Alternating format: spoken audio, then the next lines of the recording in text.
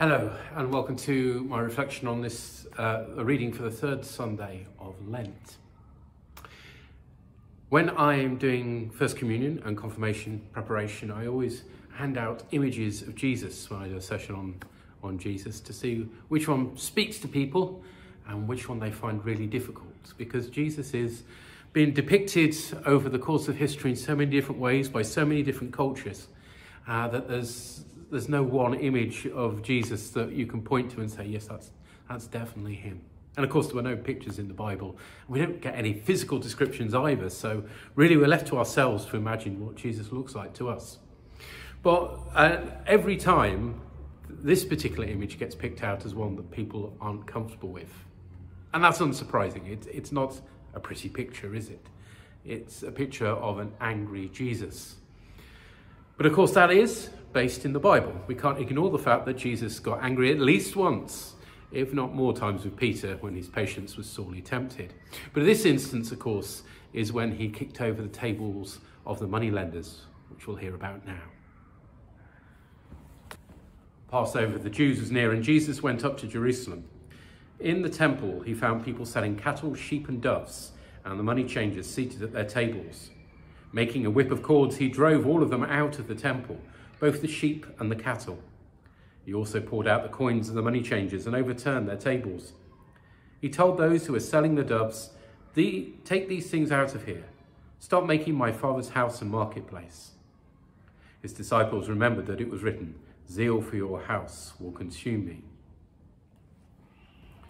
So is it ever right to be angry? Jesus was clearly angry in this circumstance. He kicked over tables. That's the sort of thing you do when you kick it off, literally. Well, there is such a thing as righteous anger. I know we generally think of anger as a sin, and certainly if you lose your temper with somebody for no good reason, then that's not good, just because you're feeling tired and crotchety, and that happens to all of us. But there is such a thing as righteous anger. Something is wrong in the world and it makes you angry. It makes you want to do something about it.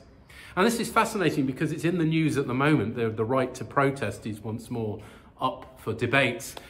People are not happy with their level of protest, and MPs are feeling unsafe, which obviously isn't right.